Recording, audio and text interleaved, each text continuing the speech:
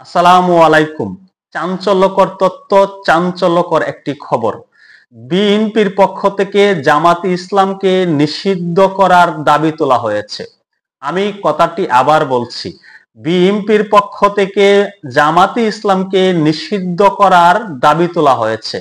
আর এমন দাবিটি তুলেছেন বিএনপির একজন অন্যতম নেতা, বিএনপির ভাইস চেয়ারম্যান এবং সাবেক মন্ত্রী বরকতুল্লাহ বুলু।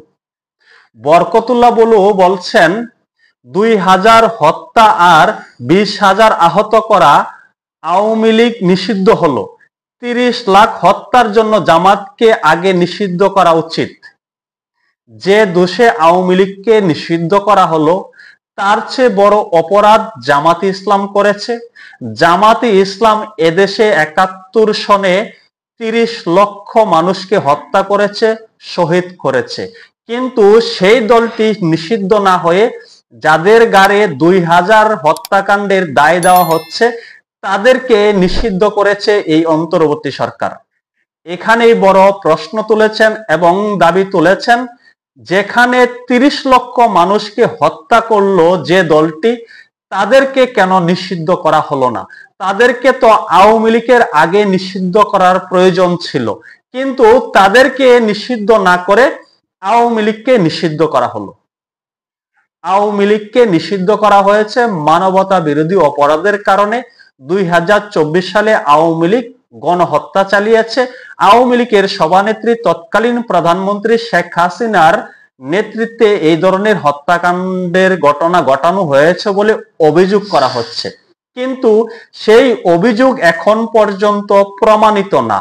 প্রমাণের পূর্বে এই অন্তর্বর্তী সরকার আওয়ামী লীগের কার্যক্রম নিষিদ্ধ করে রেখেছে, আওয়ামী লীগের নিবন্ধন স্থগিত করে রেখেছে। কিন্তু যারা 71 সালে এই দেশটাই চাইল না, তারা এই দেশে 30 লক্ষ মানুষকে শহীদ করেছে, তাদের দলের কোনো কিছু হলো না, তাদেরকে নিষিদ্ধ করা হলো না। এটি কিন্তু যথেষ্ট পরিমাণে একটি যৌক্তিক কথা। যৌক্তিক একটি উদাহরণ তুলে ধরেছেন বিএনপির ভাইস চেয়ারম্যান বরকতুল্লাহ বুলু। কিন্তু এখানে একটা বড় প্রশ্ন থেকে যায়, এই জামাতে ইসলাম কিন্তু এই বিএনপির মিত্র একটি রাজনৈতিক দল। তাদের মধ্যে একটি জোট ছিল, তারা একত্রে রাজনীতি করেছে। এখন রাজনৈতিক একটা টানাপোড়েন পরিস্থিতি সৃষ্টি হয়েছে। দুই দল এখন দুই মেরুতে অবস্থান করছে। দুই দলেই স্বপ্ন দেখছে তারা আগামী রাষ্ট্র ক্ষমতায় আসবে, যার কারণে তাদের মধ্যে একটি বিরাট দূরত্ব তৈরি হয়েছে। এখন সেই মিত্র রাজনৈতিক দল যাদের সাথে তারা জোট করেছিল, তারা সংসদে গিয়েছিল, সরকার গঠন করেছিল, সেই দলের পক্ষ থেকে বলা হচ্ছে, সেই দলের পক্ষ থেকে দাবি করা হচ্ছে জামাতে ইসলামকে নিষিদ্ধ করতে হবে। কারণ জামাতে ইসলাম এদেশে 30 লক্ষ মানুষকে হত্যা করেছে, শহীদ করেছে, তারা ব্যাপক মানবতা বিরোধী অপরাধ করেছে। তাদের নেতৃত্বের কারণে এদেশে 2 লক্ষ মা বোনের সম্ভ্রম হানি ঘটেছে।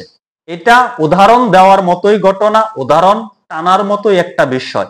কিন্তু এখানে বড় প্রশ্ন, এখন কেন বিএনপির পক্ষ থেকে এমন দাবি তোলা হচ্ছে? এর পিছনে কি রাজনৈতিক কোনো উদ্দেশ্য আছে?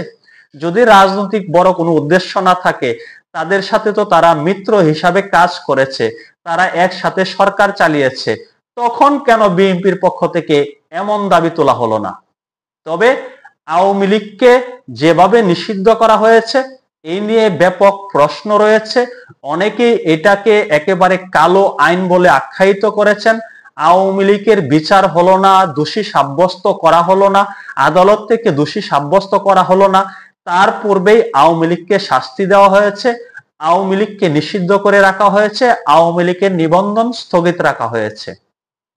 যেভাবেই হোক, আজকে বিষয়টা আমার কাছে চাঞ্চল্যকর মনে হয়েছে, চাঞ্চল্যকর একটি খবর মনে হয়েছে। বিএনপির পক্ষ থেকে জামাতে ইসলামকে কেন নিষিদ্ধ করা হলো না সেই প্রশ্নটা তোলা হচ্ছে, এবং কি কারণে জামাতে ইসলামকে নিষিদ্ধ করা যেতে পারে সেই কারণটাও তারা তুলে ধরেছে।